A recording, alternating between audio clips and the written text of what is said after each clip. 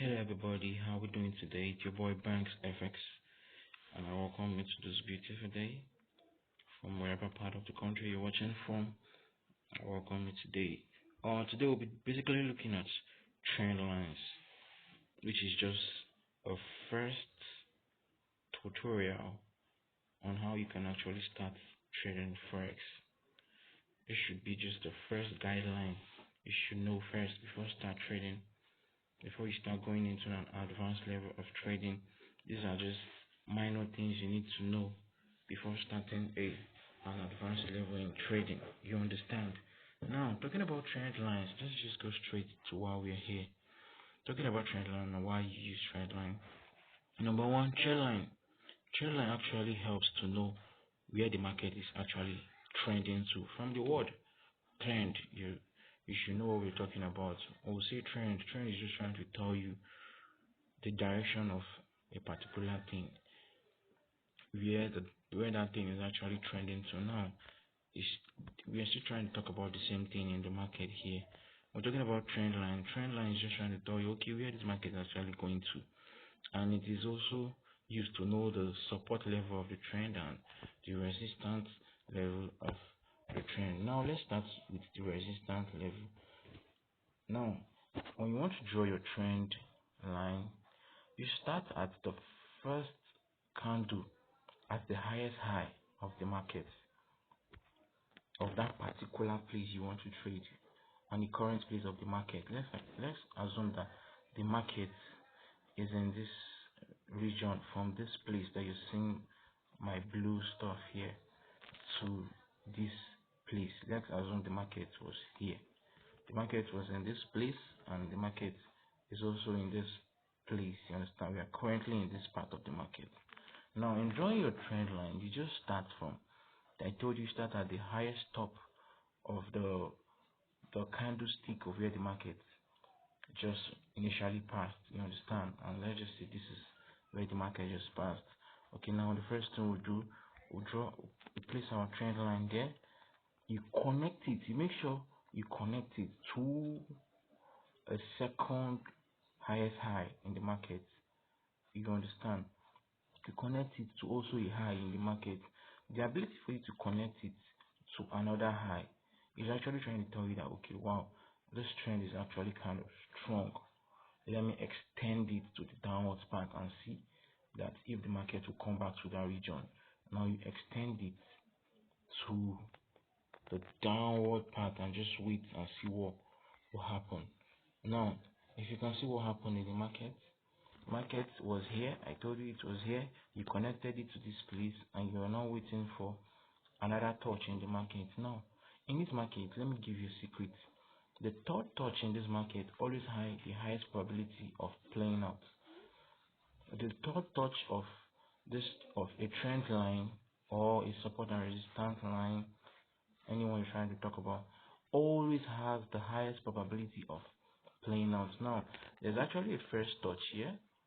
The market came downward and gave us a second touch, which you connected your trend line from this region to this region into the downward path.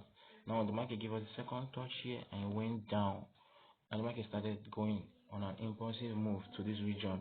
And now I told you about the third touch, that the third touch always has the highest probability of playing out. You understand?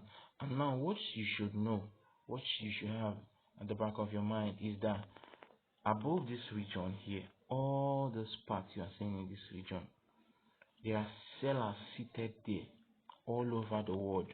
You are not the only one saying that this region is strong, because this region is actually resisting the market from breaking it to the upside. You understand what I'm saying? Now there are sellers seated at this region all over the world. You are not the only one seeing this region. Everybody in the world is seeing this region, that wow, this region is strong. Now I told you about the third touch always has the highest probability of playing out. Now once the market gets back to this region, the next thing you should have in your mind is, okay, I'm actually selling without holding back. I'm selling this market to get to the downward path, because the third touch has the highest probability of playing out, because we are also trending towards the downward side. The trend line has already told us that, okay bros, we are trending to the downward path. You understand what I'm saying? That is just the trend line for you. Now drawing the support level of the trend line, I told you place your trend line to the lowest low of the candlestick you have gotten from the highest high, and this is our lowest low here in this region. Okay, let me draw it again. This is our lowest low. You try and make your work clean and sweet. You understand what I'm saying? Allow your work to be sweet. Don't just allow your work to be scattered. Then you draw it, you connect it to the second lowest low of the market, to second touch of the market. Then you extend it to the downward path. You extend it. The market can never give you a perfect picture that you want, but the ability to understand the market and stay long in the market, you understand how this market play. You understand what I'm saying? Now we have the first touch in this region on the support level. Market came to the support level here. The market bounced back to our resistance zone, and since there are sellers at the top of this resistance here, the power and the pressure of the sellers was too much for this market to break above this trend line. The next thing, the market started going downward, and after the market came down, it gave us our second touch, this region here, where you seeing my kind of, is it cursor, or what I could even call it. The market gave us our second touch in this region here, and the market started going back up to this top resistance level. And I told you about the third touch has the highest probability of playing out, and the market gave us a third touch in this region at the resistance level. And since there are sellers seated here, the pressure, the pull in this place, the pressure they have in this region actually pushed this market below, pushed the market below to the downward part of our support region, which is the trend line. And you know that the trend line has already told us that okay, we're actually trending towards the downward path, and you sold here. And look at it, look at how it played out. It came to this trend line. Look at the connection from this top to the second touch to the third touch, which also has the highest probability of playing out. When the market also got to this region that has the highest probability of playing out, the market started buying from this region. The market bought from this region to this upside. You understand what I'm saying?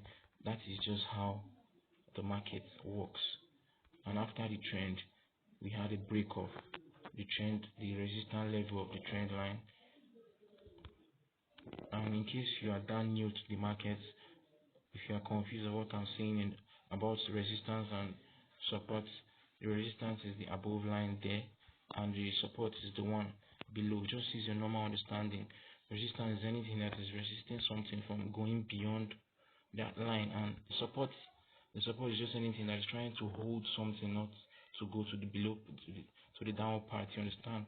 The highest trend line there, that's our resistance, resisting the market from breaking through it. The support region is the support line there is actually holding this market from breaking below it. You understand? So after we had our third touch in this region, the market came down and gave us our third touch in this region. You could have sold at this third touch here, and you came down to this region and remove your profits, and you could have also bought here in this region. Since these are third touch here, if you have bought in this region, the market just go up to this place. It was after the third touch in this resistance and the third touch in this support level here, the market now started going to its normal place where it has always wanted to go. It broke above our resistance, telling you that okay, we are done with our trend for the meantime. We are actually continuing our movement. You understand? It was after the break here, the market now started going up to where it has always wanted to go. The market started trending up. The market started trending up. We can also get a trend line here. We can also place our trend in this market here. It might be a short time trend. You understand? I told you the market might give us just a temporary trend that will only trend for a little bit before going to its direction. That's our resistance in the trend. That's our resistance in the trend.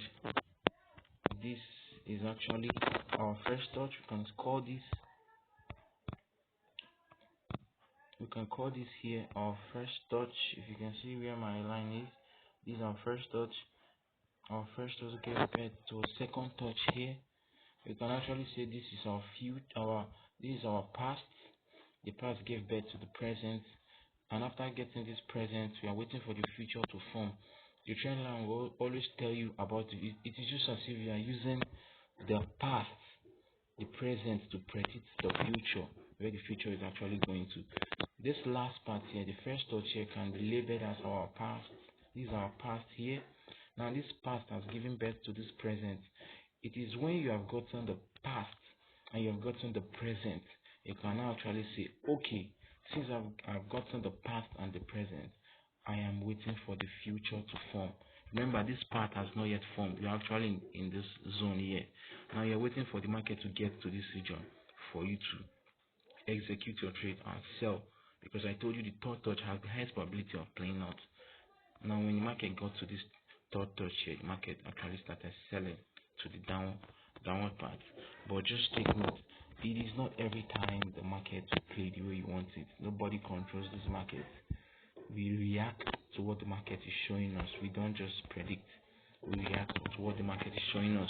Look at this region here, the support level. The market also gave us our first touch and our second touch, but we're actually waiting for a third touch at the level below. But let's just hope and see what will happen. Thank you very much for your time.